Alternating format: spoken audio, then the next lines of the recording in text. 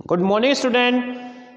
आज आपके सम्मुख एक अगले अध्याय के साथ हम उपस्थित हैं और आशा है आपको पिछला अध्याय जो हमें वीडियो के रूप में आपको प्रेषित किया था आपको समझ में आ गया होगा और उसमें कुछ कठिनाई आपको नहीं आई होगी। आज इसी क्रम में एक अगले अध्याय की शुरुआत करते हैं और इसे आपको समझाने का प्रयास करते हैं। हमारे हिंदी ग्रामर का, हिंदी व्याकरण का एक महत्वपूर्ण अध्याय है हमारा ये, और इसके बिना भी हमारा सेंटेंस या हमारा वाक्य कंप्लीट नहीं होगा। हमारे हर एक वाक्य में इसका आना परम आवश्यक है। इसका अंदाज़ा आप सहसा ही लगा सकते हैं। मैं एक वाक्य आपका बोर्ड पे लिख रहा हूँ जैसा कि हर बार हम करते हैं और उसके बाद हम निश्चित करते हैं कि हमारा आज का टॉपिक क्या है, हमारा आज का लेसन क्या है। और आज आपके सम्मुख एक सेंटेंस लिख रहा हूँ, आप बोर्ड की तरफ देखिए कि बच्चे कक्षा में पढ़ रहे हैं। मैंने एक सेंटेंस लिखा है, साधारण वाक्य लिखा है। एक बच्चे आप जानते हैं एक संज्ञा शब्द है, कक्षा भी एक संज्ञा शब्द है, मैं एक कारक है। अगर मैं सबको अलग से लिखूं, ये संज्ञा है हमारा, बच्चे ये भी संज्ञा है, मैं हमारा कारक शब्द है, पढ़ रहे हैं, पढ़ना जो है यही हमारा आज का टॉपिक होगा। रहे हैं ये हमारा काल हो गया। हमारा जो टॉपिक है ये पढ़ना यानी कि कार्य है। हमारे पूरे वाक्य में संज्ञा सर्वनाम क्या कार्य कर रहे हैं या उनके द्वारा क्या कार्य किया जा रहा है, वही हमारा आज का शीर्षक है। और जो कार्य होता है उसको व्याकरण की भाषा में बोलते हैं क्रिया, और यही हमारा आज का शीर्षक रहेगा, क्रिया। महत्वपूर्ण है हमारा ग्रामर की दृष्टि से, एक महत्वपूर्ण लेसन है, क्योंकि क्रिया के अभाव में कोई भी हमारा वाक्य पूर्ण नहीं होता। इसके अभाव में कोई भी सेंटेंस हमारा पूर्ण नहीं हो सकता। क्रिया में आपका परम आवश्यक है किसी भी वाक्य के लिए। ठीक है, चलिए प्रारंभ करते हैं आज का अध्याय क्रिया। उम्मीद है आपको आसानी समझ में आएगा, कुछ कठिनाइयाँ नहीं होंगी। पहले भी आप पिछली कक्षाओं में इस अध्याय का अध्ययन कर चुके हैं, लेकिन उसके बाद भी कुछ समस्याएं आपकी शेष रह जाती हैं। आज कोशिश करते हैं कि उन समस्याओं का निदान हो पाए। पहले करते हैं परिभाषा की बात। परिभाषा, देखिए मैं बार बार कहता हूँ परिभाषा बहुत आसान होती है, कोई दिक्कत नहीं आएगी, पर हम चीज़ों को समझ लें। इसमें देखिए मैंने शुरू में बताया संज्ञा सर्वनाम, और वाक्य की शुरुआत जो होती है वो संज्ञा सर्वनाम से होती है। तो परिभाषा में भी हमारे वही शब्द आएंगे, संज्ञा सर्वनाम के जिस रूप से कार्य करने का पता चले, यानी कि संज्ञा सर्वनाम क्या कार्य कर रहे हैं, क्या वर्क कर रहे हैं, वो इसे पता चले, आपका क्रिया कहलाएगा। लिख देते हैं परिभाषा। संज्ञा सर्वनाम के कार्य करने का बोध, यानी कि उसे क्या कार्य किया जा रहा है उसका जो बोध होगा आपका क्रिया के माध्यम से। संज्ञा सर्वनाम के जिस रूप से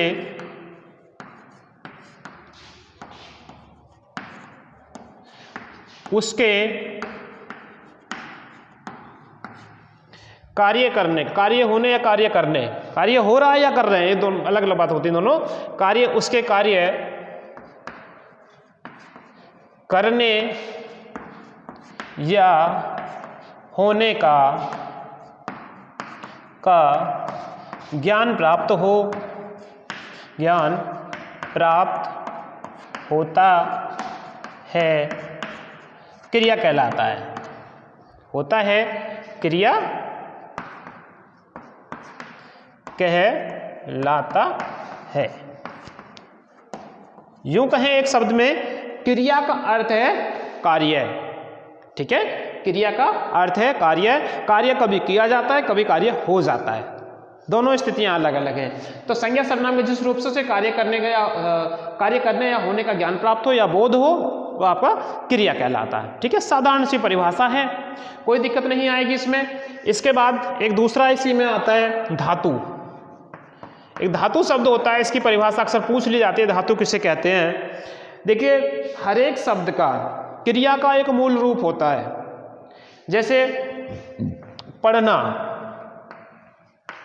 खाना, समझाने के लिए लिख रहा हूं ऐसे भी, इनका एक मूल रूप होगा। जैसे पढ़ना पट क्रिया पट धातु से बना, खाना खा धातु से बना, यानी कि हमारा इसका एक मूल रूप होगा और यही इसका धातु कहलाता है। यानी क्रिया का मूल रूप क्या कहलाता है? धातु कहलाता है। कोई इसमें कठिनाई नहीं आनी चाहिए। जैसे कि पढ़ना, पढ़ने में पट धातु है और खाना में खा धातु, एक तरीके से कहा जाए तो हमारा उसका मूल रूप यानी क्रिया का मूल रूप, मूल कहते हैं जड़, जड़ मूल रूप, रूट, यानी कि उसकी शुरुआत कहाँ से है उसको कहेंगे धातु। परिभाषा लिख देता हूं इसकी भी कि क्रिया का मूल रूप धातु कहलाता है। क्रिया का मूल रूप धातु कहलाता है। एक साधारण सी परिभाषा इसकी भी है कि क्रिया का मूल रूप धातु कहलाता है। इसके बाद आता है हमारा क्रिया के भेद।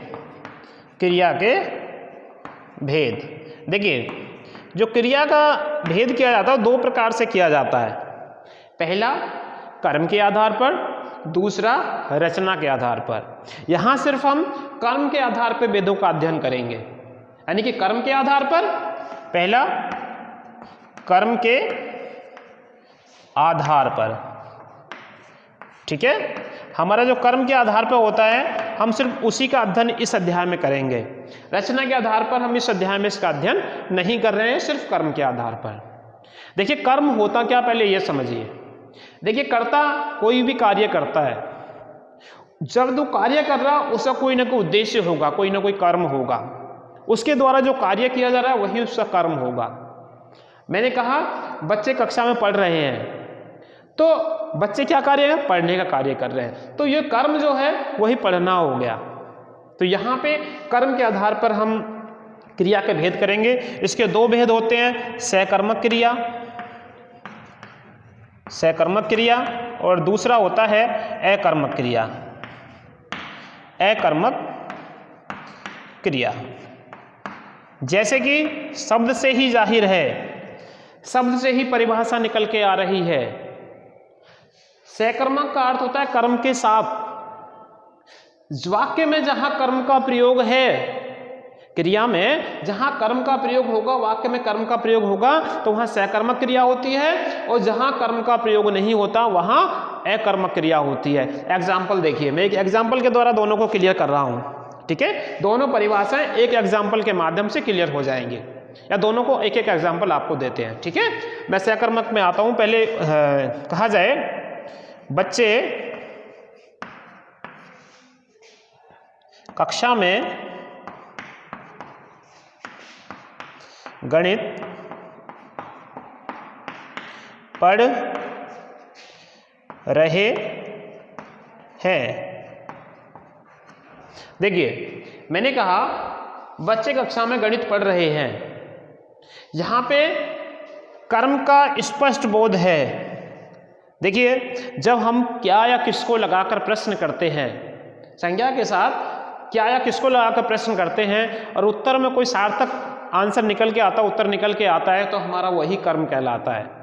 अब कहें यहाँ पे बच्चे कक्षा में क्या कर रहे हैं, बच्चे कक्षा में क्या कर रहे हैं, तो उत्तर आया बच्चे कक्षा में गणित पढ़ रहे हैं, तो हमारा इसमें कर्म हुआ गणित, तो ये हमारी वाक्य हुआ सकर्मक क्रिया का। कर्म का प्रयोग है इसमें, जिस वाक्य में कर्म का प्रयोग वो सकर्मक क्रिया, और जिस वाक्य में कर्म का प्रयोग नहीं वो अकर्मक क्रिया। मैंने कहा एक सेंटेंस दूसरा लिख रहा हूं, एक उदाहरण दूसरा लिख रहा हूं कि बच्चे खेल रहे हैं, खेल रहे हैं।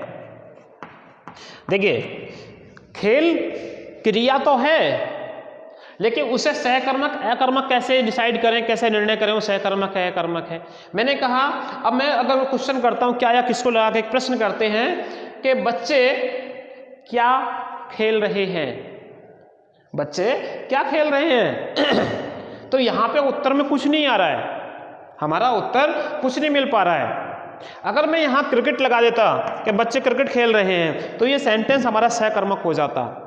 यहां अकर्मक हुआ, क्यों? क्योंकि इसमें कर्म का प्रयोग नहीं है। तो ऐसे सेंटेंस जिसमें कर्म का प्रयोग नहीं होता वो अकर्मक क्रिया कहलाते हैं, और जिसमें कर्म का प्रयोग होता है वो सकर्मक क्रिया के सेंटेंस कहलाते हैं, वाक्य कहलाते हैं।